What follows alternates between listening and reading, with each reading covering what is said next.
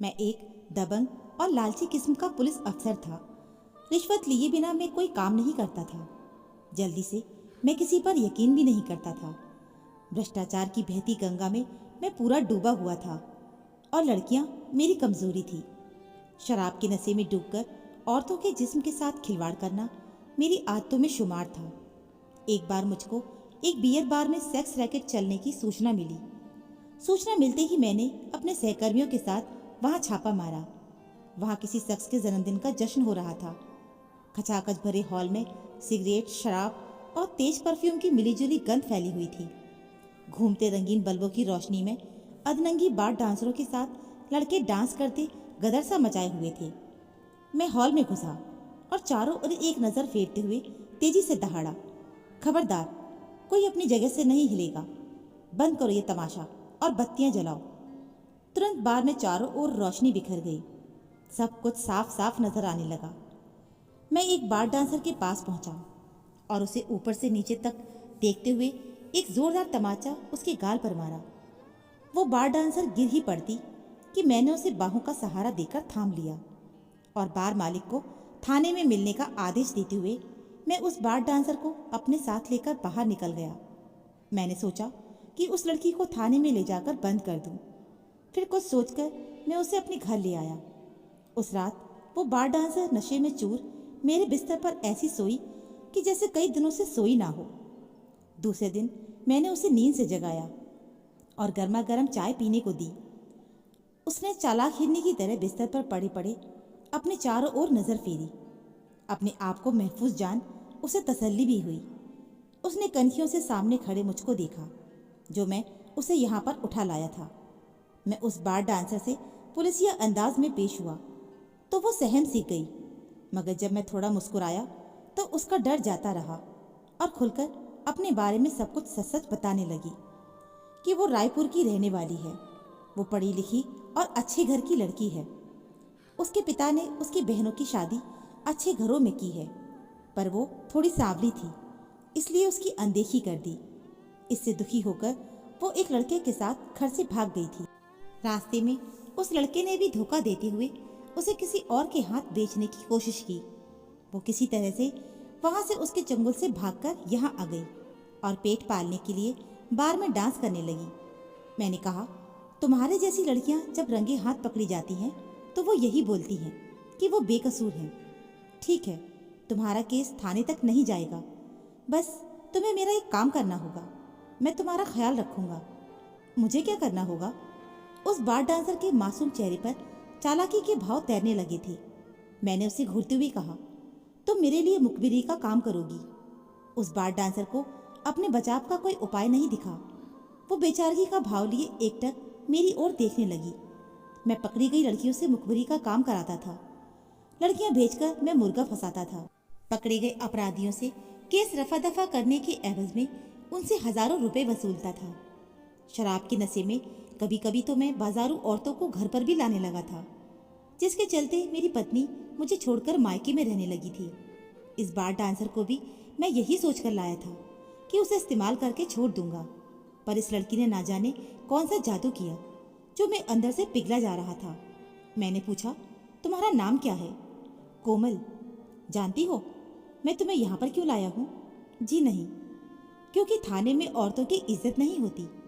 तुम्हारी मोनालिसा की सूरत देखकर मुझे तुम पर तरस आ गया। मैंने जितनी लड़कियों को अब तक देखा उनमें एक सेक्स अपील दिखी और मैंने उनसे भरपूर मजा उठाया, मगर तुम्हें देखकर मेरी बातों से अब तक चालाक कोमल भाप चुकी थी कि ये आदमी अच्छी नौकरी करता है, मगर स्वभाव से लंपट है, मालदार भी है। अगर इसे साथ लिया जाए। कोमल ने भोली बनने का नाटक करते हुए एक चाल चली। मैं क्या सचमुच मोनालिसा सी दिखती हूँ? कोमल ने पूछा। तभी तो मैं तुम्हें थाने न ले जाकर यहाँ ले आया हूँ। कोमल को ऐसे ही मर्दों की तलाश थी। उसने मन ही मन एक योजना तैयार कर ली। एक तिरछी नजर मेरी ओर फेंकी और मचलकर खड़े होते हुए बोली, ठीक है, तो अब मैं चलती हूँ सर। तुम जैसी खूबसूरत लड़की को गिरफ्त में लेने के बाद कौन बेवकूफ़ छोड़ना चाहेगा?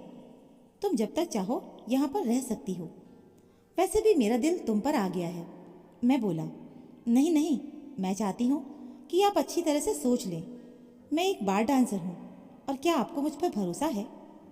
मैंने काफ़ी औरतों को देखा है, लेकिन न जाने तुम में क्या ऐसी कशिश है जो मुझे बार बार तुम्हारी तरफ खींच रही है।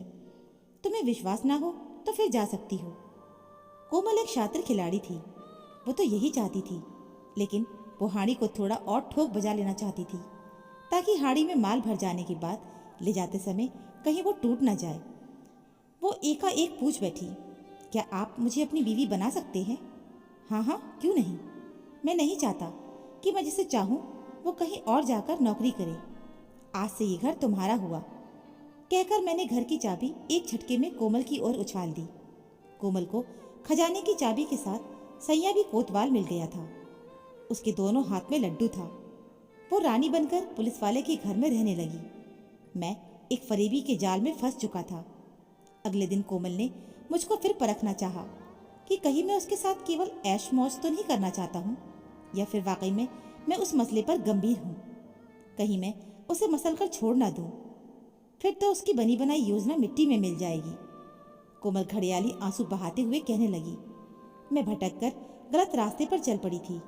मैं जानती थी कि जो मैं कर रही हूँ वो गलत है, मगर कर भी क्या सकती थी। घर से भागी हुई हूँ ना। और तो और मेरे पापा ने भी मेरी अनदेखी कर दी थी, तो मैं क्या कर सकती थी।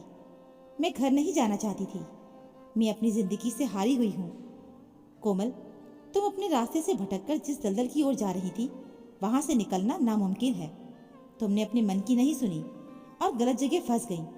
खैर, मैं तुम्हें बचा लूंगा, पर तुम्हें मेरे दिल की रानी बनना होगा। मैं उसे समझाते हुए बोला, तुम मुझे भले ही कितना चाहती हो, लेकिन मैं तुम्हारे साथ नहीं रह सकती। मैं बार डांसर बनकर ही अपनी बाकी की जिंदगी काट लूंगी। तुम मेरे लिए अपनी जिंदगी बर्बाद मत करो। तुम एक बड़े अफसर हो और मैं एक बार डांसर। तुम मुझे भूल जाओ। कोमल ने अंगड़ाई लेते हुए अपने नैनों के बाण ऐसे चलाए कि मैं घायल हुए बिना नहीं रह सका। ये तुम क्या कह रही हो कोमल? अगर भूलना ही होता तो मैं तुम्हें उस बार से उठाकर नहीं लाता। तुमने तो मेरे दिल में प्यार की लौ जलाई है। कोमल के मन में तो कुछ और ही खिचड़ी पक रही थी। उसने मुझको अपने रूप जाल में इस कदर फांस लिया था कि मैं आंख मूंदकर उस पर भरोसा करने लगा था। मेरे बाहर जाने के बाद कोमल ने पूरे घर को छान मारा कि कहाँ पर क्या रखा है। वो मेरे पैसे से अपने लिए कीमती सामान खरीदती थी। मुझको कोई शक ना हो इसके लिए वो पूरे घर को साफ सुथरा रखने की कोशिश करती थी। मुझको भरोसे में लेकर कोमल अपना काम कर चुकी थी। अब भागने की तरकीब लगाते हुए एक शाम उसने मेरी बाहों में झूलते हुए कहा, एक अच्छे पति के रूप में मुझे तुम मिले हो। इससे अच्छा और क्या हो सकता है। मैं तो जिंदगी भर तुम्हारी बनकर रहना चाहती हूँ, लेकिन कुछ दिनों से मुझे अपने घर की बहुत याद आ रही है। मैं तुम्हें भी अपने साथ ले जाना चाहती थी, मगर मेरे परिवार वाले बहुत ही अड़ियल हैं। वो इतनी जल्दी तुम्हें अपनाएंगे नहीं। मैं चाहती हूँ कि पहले मैं वहाँ अकेली जाऊँ। जब वो मान जाएंगे तब उन लोगों को सरप्राइज देने के लिए मैं तुम्हें खबर करूँगी। तुम गाड़ी पकड़कर आ जाना। ड्रेसिंग टेबल पर एक डायरी रखी हुई है, उसमें मेरे घर का पता व फ़ोन नंबर लिखा हुआ है। बोलो, जब मैं तुम्हें फ़ोन करूँगी तब तुम आओगे ना? क्यों नहीं जाने मन, अब तुम ही मेरी रानी हो। तुम जैसा ठीक समझो वैसा करो। जब तुम कहोगी मैं छुट्टी लेकर चला आऊँगा। मैं बोला। कोमल तो चली गई। हफ्ते महीने बीत गए, मगर ना उसका कोई फ़ोन आया और ना ही कोई संदेश। मैंने जब उसके दिए नंबर पर फ़ोन मिलाया तो गलत नंबर बताने लगा। मैंने जब अलमारी खोली तो रुपए, पैसे, सोने चांदी के गहने वगैरह सब गायब थे। घबराहट में मैं कोमल के दिए पते पर उसे खोजते हुए पहुंचा तो उस नाम की कोई लड़की व उसका परिवार वहां नहीं मिला। मैं वापस घर आया, फिर से अलमारी देखा तो वहां पर एक छोटा सा पर्चा रखा मिला, जिसमें लिखा था, मुझे खोजने की कोशिश मत करना। तुम्हारे सारे पैसे और गहने मैंने पहले ही गायब कर दिए। मैं जानती हूँ कि तुम पुलिस में नौकरी करती हो। रिपोर्ट दर्ज करवाओगी तो खुद ही फंसोगी कि तुम्हारे पास इतने पैसे कहाँ से आए। तुमने पहली पत्नी के रहते दूसरी शादी कब की? ये पढ़कर मेरा सिर चकरा गया। मैं अपनी बेवकूफ़ी पर पछता रहा था, क्योंकि मैं कुछ कर भी नहीं सकता था और मैं हाथ मलता ही रह गया। तो दोस्तों, उम्मीद है आपको ये कहानी ज़रूर पसंद आई होगी।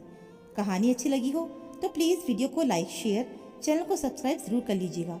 मिलते हैं फिर एक नई कहानी के साथ। कहानी सुनने के लिए आप सभी का बहुत बहुत धन्यवाद।